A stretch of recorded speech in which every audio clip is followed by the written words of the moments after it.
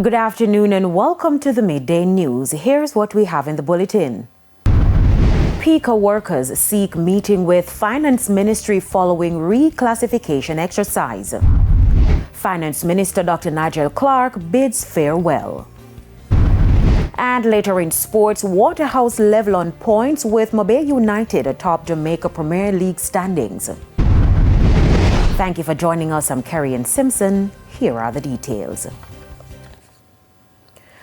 A letter has been sent to the Ministry of Finance requesting an urgent meeting to resolve issues with the reclassification exercise at the Passport, Immigration and Citizenship Agency, PICA. It was sent by a steering committee following a meeting yesterday involving the National Workers Union, the management and worker representatives. Under the reclassification conducted by the Ministry of Finance, junior and senior workers in various departments have been placed in the same band regardless of qualification and tenure.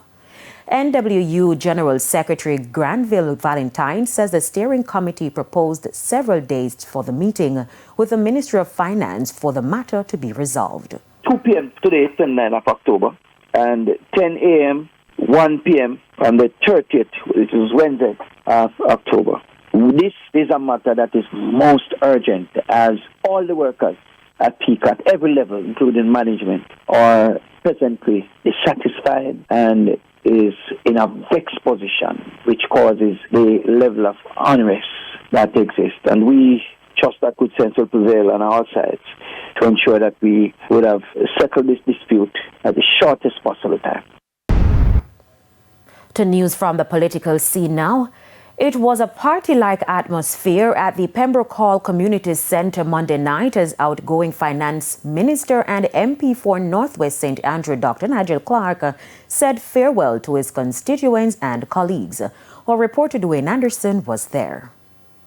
Dr. Nigel Clark, for the final time, for now, leaves the political platform like a gladiator in green. He departs for the IMF after serving here in northwestern St. Andrew. The people came out in their thousands to tell him thank you and farewell. I'm really lost for words, to be honest with you. You saw it for yourself, and I just feel grateful to the people of Northwest St. Andrew who twice elected me, and feel grateful to the Jamaican people for having given me this opportunity to serve. Service is what it's about. This business is about service, and it's about serving all the people of the constituency, serving those who might be voting for the Labour Party, serving those who might be voting for the People's National Party. It's about service. What do you think about his decision to leave? I want to say it's jumping ship. It's very good for Jamaica. Very good for Jamaica Labour Party. My hats off to Dr. Nigel Clark. Anywhere he is still our Nigel Clark. What do you love most about what he has done to the economy in the last 6 years? Okay, what he has done, he transformed Jamaican lives with extra money, extra pay, no tax. That's the greatest, no tax in these 6 years. And that is a big, big achievement for Jamaica. The last few JLP supporters have made their way here from the Pembroke Hall Community Centre, and the excitement of all the revelry of tonight has died down. And now it is a time for reflection. Reflection for the JLP supporters and reflection for the outgoing MP, Dr. Nigel Clark. He has served the people here for 6 years. Not just here, but the people of Jamaica for 6 years as Finance Minister. Now he goes to the IMF to take up the next leg of his work. But he's telling the people here that their job now is to support the incoming man. That's Dwayne Smith. Tonight we transfer the baton from the service that I've been providing to Dwayne Smith, who will come and continue the tradition of service. In the meantime, it was a strident Andrew Holness who addressed JLP supporters in northwestern St. Andrew Monday night. He warned that the Jamaican economy will be destroyed if the PNP is allowed to retake the government. When storm come and lick us, we can find money from our own coffers to provide benefits quickly to you, the people of Jamaica. That is what economic independence means.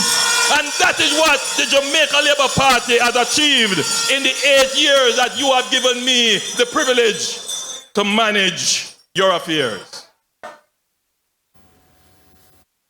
The battle for the mind is real because you have ignorant people who can't see it. You have ignorant people who are impatient. Ignorant people who just want immediate gratification and cannot understand that if they ever let PMPism through the door, it's destruction again for the Jamaican economy.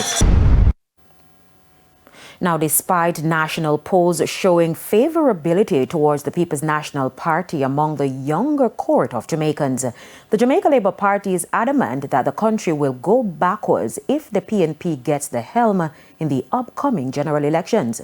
It's why it's appealing to party supporters to drum up support for the party ahead of the elections constitutionally due next year. O'Shane Masters reports.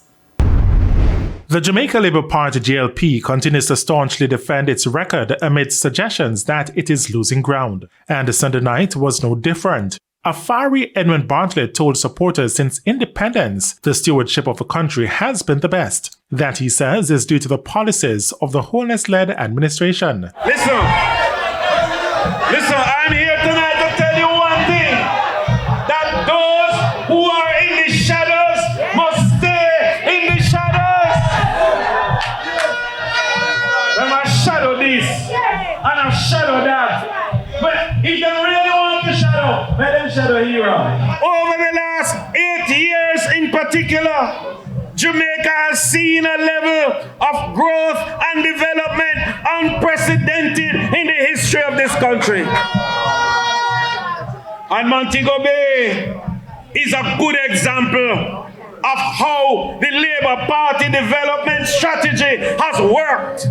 He noted that there has been significant employment opportunities in the business process outsourcing BPO and the tourism sectors. Mr. Bartlett says what's been done now is for new investors in tourism to build houses for workers in the industry. So far, he says, over 1,500 houses are being built. PNP never interested in tourism workers, now housing.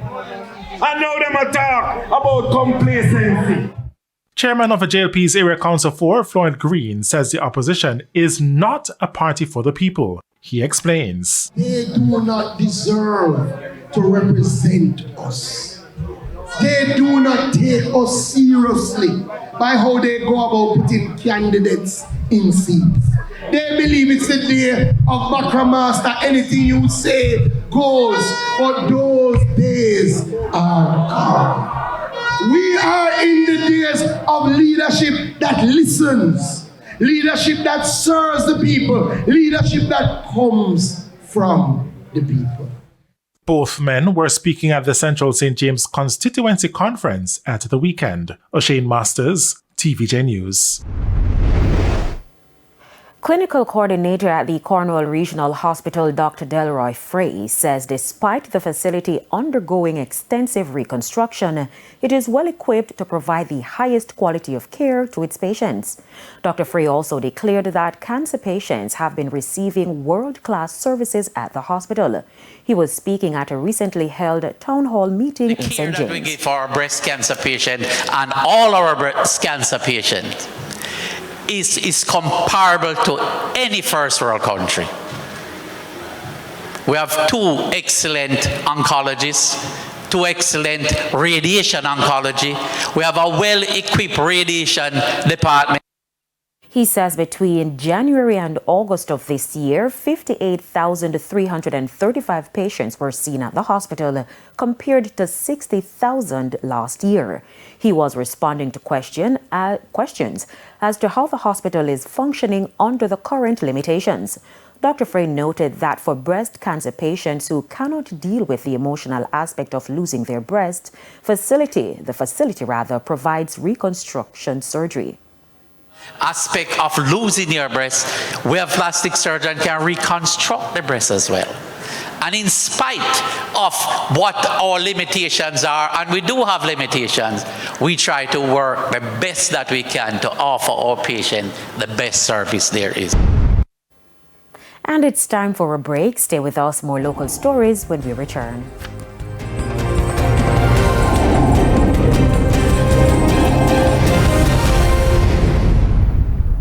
Welcome back to the Midday News. There is a push for more women and young men to join the police force to stem the high number of men that's behind bars.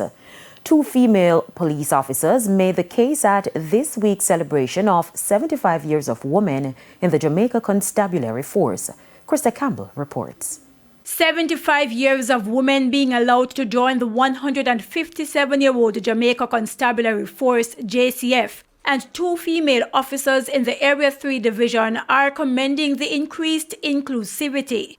We caught up with them at a function to celebrate the 75th anniversary of women in the force. No longer it is the men who are being elevated. We have had senior officers who have reached as far as deputy commissioner, has even acted as commissioner of police. And for us, we believe that is a big achievement. We're on the operational support teams. We're on all the squads around the island. We carry just as heavy a weapon as any other man. We do the job just as well, and in some instances better than some of the men. But noting the high number of men, many of whom are fathers who are behind bars, Deputy Superintendent Elsa Smith is insisting the police force is a much more viable alternative to a life of crime.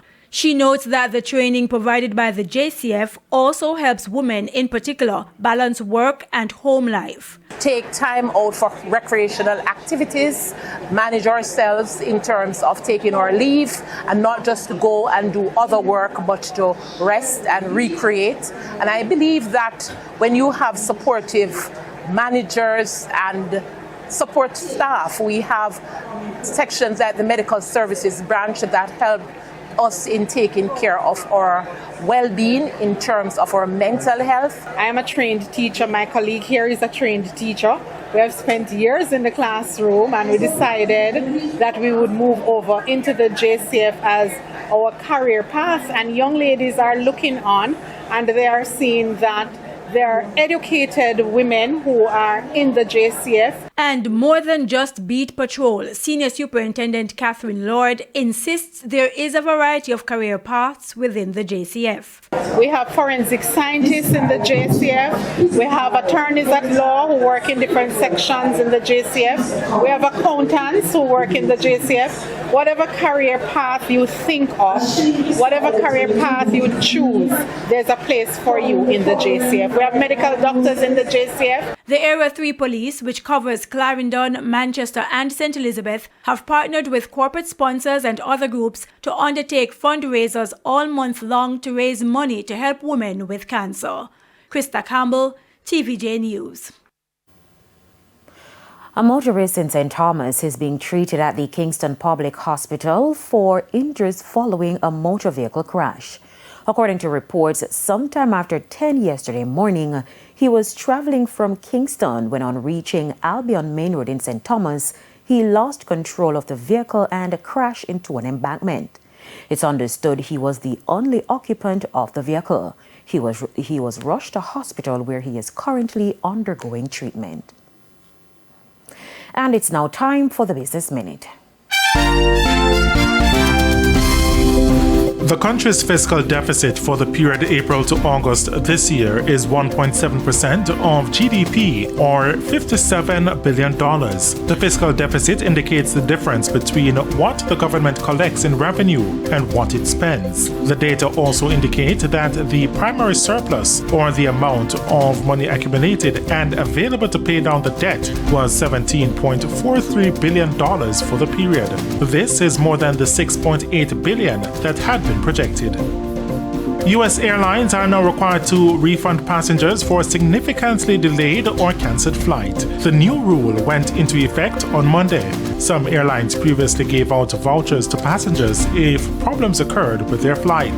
But a new federal rule changed that, and airlines must give passengers cash refunds. The rule change comes just weeks before the busy holiday travel season gets underway.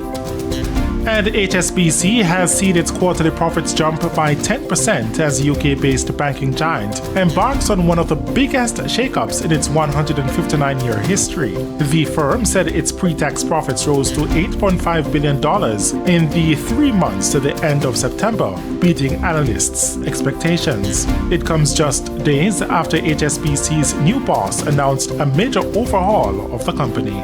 For the Business Minute, I'm Shane Masters. Time now for the top regional and international stories. In the region, Cuba is facing a dire water crisis as a crumbling infrastructure amid sanctions leaves millions without regular access.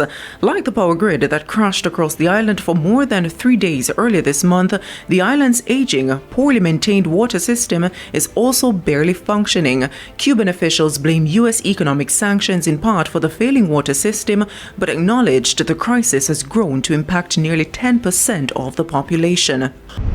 On the international scene, Israel's parliament has voted to ban a nearly 8-decade-old United Nations agency that provides essential services for Palestinian refugees, a move that could have devastating consequences for millions of Palestinians living under Israeli occupation. On Monday, the Knesset passed 2 bills, one barring UNWRA from activity within Israel and another banning Israeli authorities from any contact with it, revoking the 1967 treaty that allows the agency to provide services to Palestinian refugees in areas under Israel's control. The move is expected to severely restrict the UNRWA from operating in territories Israel occupies. And Hezbollah has announced Naim Qassem as its new head. Qassem, whose promotion from deputy leader was announced on Tuesday, replaces Hassan Nasrallah as a Secretary General of the Lebanon-based armed group. Nasrallah was killed in Beirut in late September by an Israeli strike. Many other senior Hezbollah officials have also been targeted since Israel turned its focus on the group that month. And those were the top regional and international stories. I'm Nakinsky Robinson. And we head to another break. When we come back, we'll have your midday sports report.